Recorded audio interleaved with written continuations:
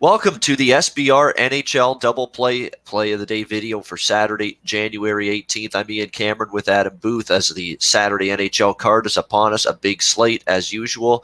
We'll be breaking our top plays down for you right here on the video. As you can see on the screen, SBR YouTube channel, thanks to you guys, the loyal viewers, we've reached a milestone, 60,000 subscribers to the YouTube channel. Outstanding. Thank you for the support. SBR thanks you for the support. And obviously a great milestone and great feat, and hopefully with sports betting becoming much more into the mainstream consciousness as time continues to go on, that figure will increase even more. A reminder as well that if you want daily NHL betting content, written content, in addition to what we do here on the Play of the Day video, make sure you check out sbrvideo.com/NHL. That is where you can find all the daily SBR NHL writers who provide articles on a daily basis in the NHL, including Adam, my colleague here, who writes those articles daily. Jimmy Murphy, another one that writes for the NHL portion of the SBR Picks website. So make sure you check that out as well, sbrvideo.com/NHL. All right, let's get into our plays of the day. Adam, you are selecting the Dallas Stars matchup against the Minnesota Wild as your play today. We've got Dallas, courtesy of sbrodds.com. Make sure you're checking out and using sbrodds.com daily for your betting odds screen and the best, so you can get the best line and price with all of your plays. We've got Dallas -120.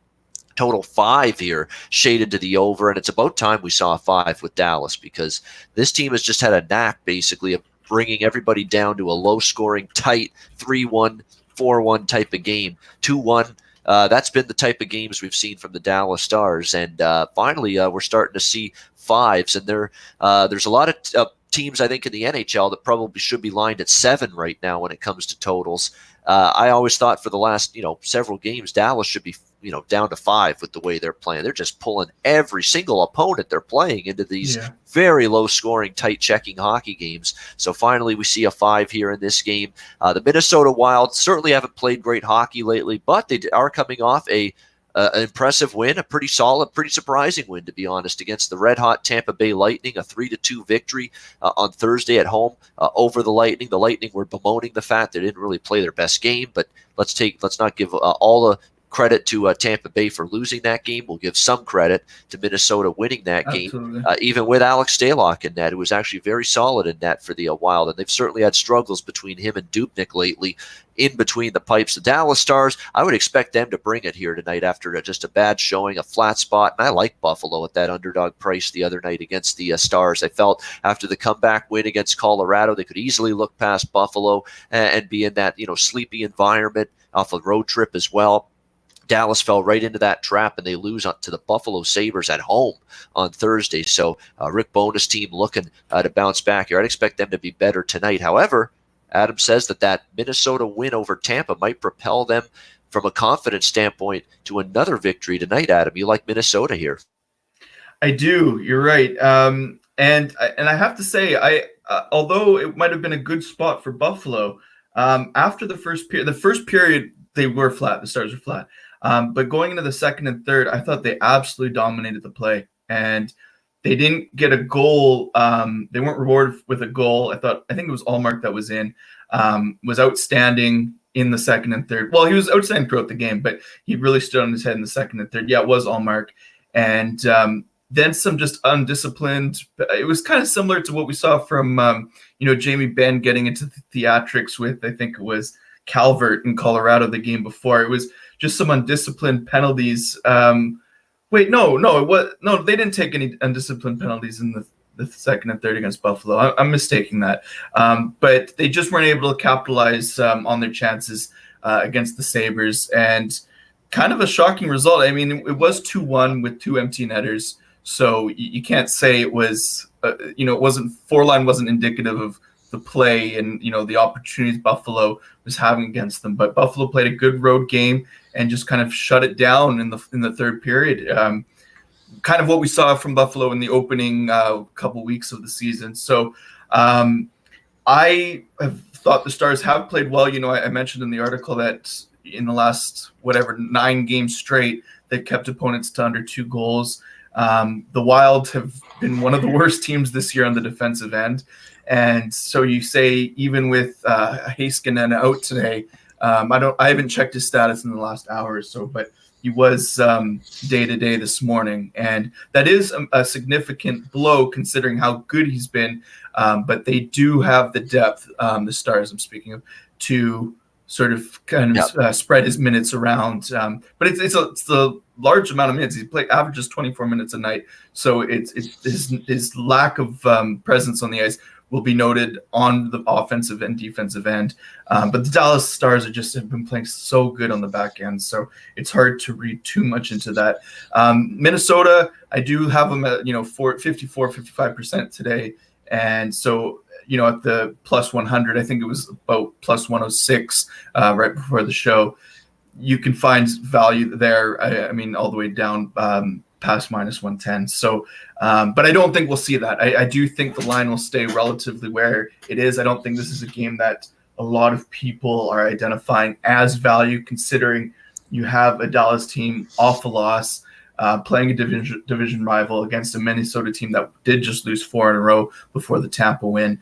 But I thought they did look like they were hanging on late in the third, but Tampa has a way of making many teams look that way in the third period, when they didn't come out great in the first half of the game, then somehow they're within a goal of tying it and forcing overtime. Somehow, we saw, I lost on the Kings the night before. I think the Kings played them Tuesday night, and I had the Kings money line, and it's 3-2 with minute left, and Kucherov does his thing, and then of course they win it in a shootout or whatever it was. So Tampa, Minnesota was able to hold on against Tampa, and I think, as you mentioned, you have to give them a bit of credit for that. It wasn't a pretty win. They did have a goal disallowed, which would have put them up 4-1. So it was a good game, and maybe Minnesota had a patch this year where they were very good on home ice. They've beat the Dallas Stars at home already this year. And we have a better number on them today. So I'm happy with the value. And again, with the total being a 5, Dallas has played, as you mentioned, a lot of these 3-1, 4-1 games where, it's like it's 1-0 going into the third, and maybe you get a couple there, but it's not enough to push it over the total. So another thing to note, though, Dallas has, over this stretch, even with many of their wins, they've been outscored 18-7 or something like that. In the first period. First periods have not been good for them, slow starts. And so against Mini, I think Mini is a very desperate team in this spot. If Mini gets out to an early lead, I'm not saying Dallas can't come back, but it's a situation where if you're playing into a desperate team's home arena and you're on the road, you don't want to start off that way, kind of like how Buffalo's situation heading into Dallas the other day. So that it's neither here nor there. I'm not saying Minnesota's a better first period team. I'm just saying this is when teams have a pattern of slow starts. It's usually we talk about how big scoring the first goal is in playoff type of games. And if this plays out like a playoff type game, low scoring, Minnesota gets that first or second goal, Dallas might not have enough to come back, kind of like what happened with Buffalo. So, but we'll see. But I like the value, and that's my play. And so, but I want to hear about yours because, the Vegas Golden Knights have just been center of the hockey world for the last few days. So interested to hear why you like the price there. Yeah, but so Minnesota is the play for Adam at +1, just a slight plus price when you bet at +101. And there's still a widely available number right now if you like the Minnesota. So in fact, you can get slightly better than that now, +105, +107 in some spots. So the price is still a good enough one to go ahead with that if you're so inclined and agree with liking Minnesota. Vegas, Montreal, that's the game for me with the play of the day for myself today. We've got Vegas -120 to -125. In fact, -120 is what I got with them. The Golden Knights, total 6 shaded to the under.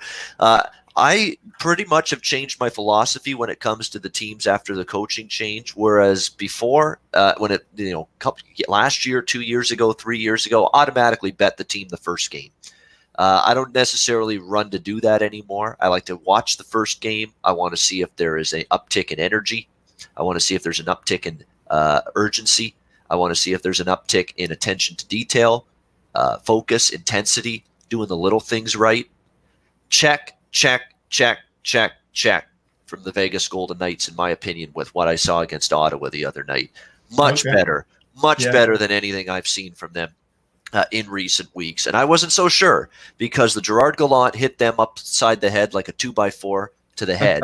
Who the hell knows how, nobody really expected that. If we didn't expect that, how the hell are the players going to expect that? And the dressing room comments were torn down right down the middle, essentially. Some guys were saying, yeah, probably we haven't played all that well. Change probably had to happen. So kind of saying, yeah, I could see why it happened. Then there's some people that say we had no clue this was going to happen. And so it was a really, different set of reactions, player to player, from the Vegas Golden Knights in terms of how they felt about the dismissal and the sudden fire. And it was sudden, the sudden firing of a Gerard Gallant.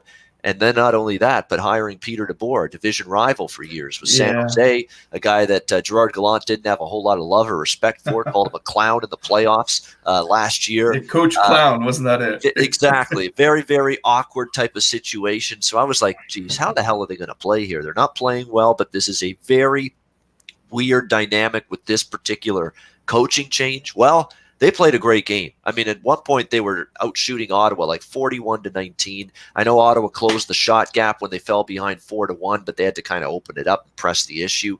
They ended up winning, of course, Vegas 4-2 in that game. It was the best I've seen Marc-Andre Fleury play in a long time as well. The whole team.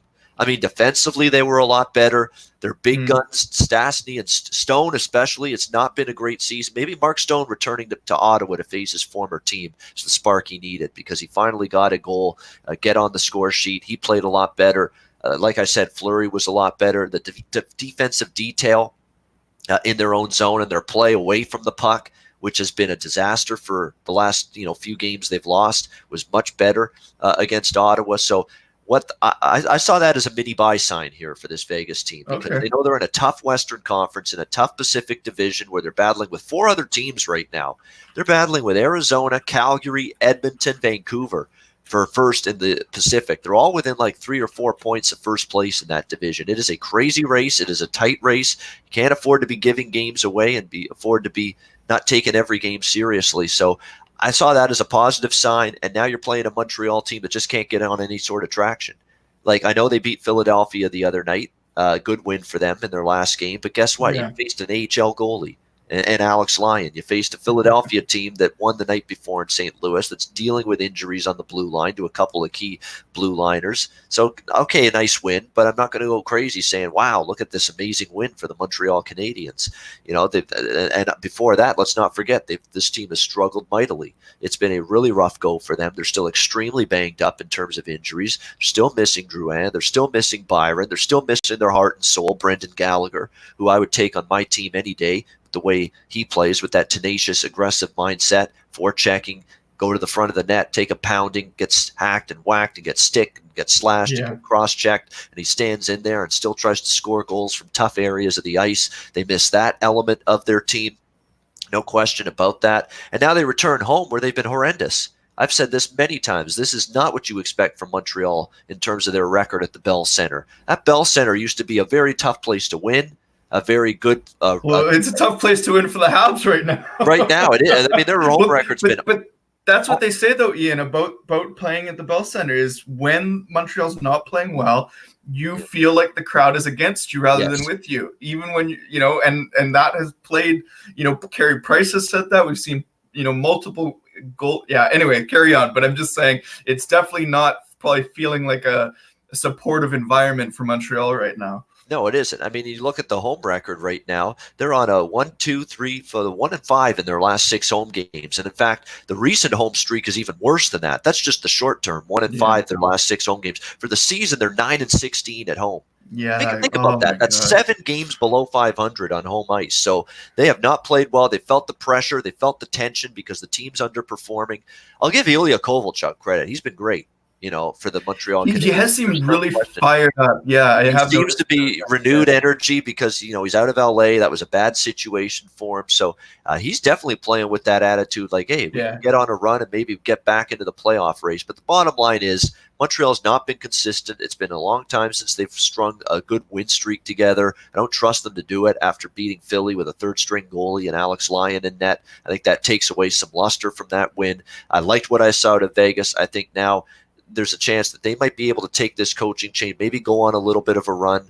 But again, not something that I think may last 2-3 weeks, but I'm just saying that this road trip, they look like a team that might be on the verge of getting their shit together. And that was certainly a sign of that the other night against Ottawa. And I also like the fact Vegas lost at home to Montreal earlier this year.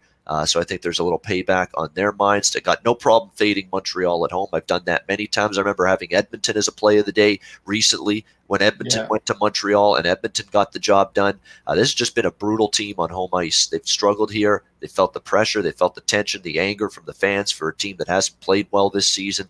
And again, I think Vegas is bet on now a little bit after the much improved performance I saw from them. Now it was Ottawa, I know, but no question. That's part of the argument too against it. But I still think I just thought the details of the game, regardless of the opponent for Vegas, were much better Thursday night. And I think they can carry that forward here. I thought the price was reasonable enough. So for me, play of the day, Vegas Golden Knights minus 120 against Montreal. It's interesting. I've got 3 home dogs today at 50% or better. One was Minnesota, one is Montreal, and the other one is Ottawa. I have it 50. So someone was asking about if I'm going to be taking Calgary. Well, not be taking Calgary. I haven't made a play on that. But so I was thinking about playing Montreal, but I went with the Wild because there was a little bit more value on it, and also it's the distrust of what the Habs. I mean, I didn't catch much of the Philly game. I haven't looked at much of the numbers from that. I don't know if that was an off day for Philly. I think they were both on back-to-backs as well. Yeah, Philly had played in St. Louis the night before with a great win there in overtime. So again, it's a tricky one. But I don't know. Because I look at the Vegas performance, and yes, but you do have to factor in this was a minus 200 favorite, minus 220 favorite on the road. They come out with a 4-2 win. I didn't think they looked that great in the third. I thought for the first 2 periods, it was exactly like any sort of Vegas fan would want them, shooting a lot of pucks. I mean, they were outworking the Senators strongly in their own zone. I do agree with what you're saying. The third, though, you look, Ottawa had a chance to put a third goal in there too in the last few minutes. It still looked kind of bad for the Vegas team. They took their foot off the gas. Yeah, I mean, you're up 4-0, but again, so I don't know. I haven't made a play on that one, Ian. I think it's 2 very, very desperate teams playing less than their potential. I think the skill ceiling for the Knights is higher. I am not convinced off of that Ottawa win, although for 2/3 of it, they were significantly better and did play well. Again, Montreal hasn't been good at home. The goaltending's been, Price was on a nice little stretch there. It's a tricky one for me. This is, again, why I didn't grab Montreal as the play of the day. It would have been interesting because I don't think we've gone head-to-head yet on a play this year for our respective plays. But, I appreciate the insight because I'll definitely re-listen to that when I'm making my decision later on. Yeah, definitely. Like I say, Vegas was. I don't know if I'd go more than this price. Certainly more than minus 130. Once if it gets above minus 130, don't bet Vegas. That becomes the point where, or if you're going to bet them, take the regulation or puck line. Just try to add to the value a little bit. Minus 130 is definitely a cutoff for me in terms of the price here that I'm willing to lay on the Vegas Gold. Normally that's not the case, but this one specifically, I wouldn't go more than minus 130, but it's still a very good price range right now. I think minus 125 is still prevailing number. Minus 122 is still out there at a couple spots as well. Yeah. It's still very good enough price to play the Golden Knights, in my opinion. All right. So to recap, Adam, Minnesota plus 101 against Dallas. For me, Vegas minus 120 against Montreal. That's the plays of the day. Make sure that'll wrap up our show. Make sure you join us on Tuesday, 10:15 a.m. Eastern Time. This will be our last show before the All-Star break. All-Star break comes up this week. We'll have one more show before the break, Tuesday, 10:15 a.m. Eastern Time. We'll be back with the next edition of the SBR NHL Double Play. For Adam Booth, I'm Ian Cameron. Thanks for the kind words, by the way, in the chat. I really always respond to them, but I see them. They appreciate the analysis and the videos we do. That means everything, guys. Thank you very much. Very nice of you to say that. We like doing these videos as well, and we'll be back doing them again for you Tuesday morning. So join us for that. Have a great Saturday. Good luck with your wagers. We'll see you again on Tuesday. I was going to say, guys, if you want a direct link, just quickly, or sorry, Ian. Ian mentioned the link right below the YouTube video. Both of my articles are already up on the site, as well as sort of the other content from the week, yesterday, today, over the weekend. So you can click on that one and go straight to the articles without waiting for me to tweet them out. Yep. Awesome. Absolutely. All right. We'll end it now. Thanks. All right. Take care, guys.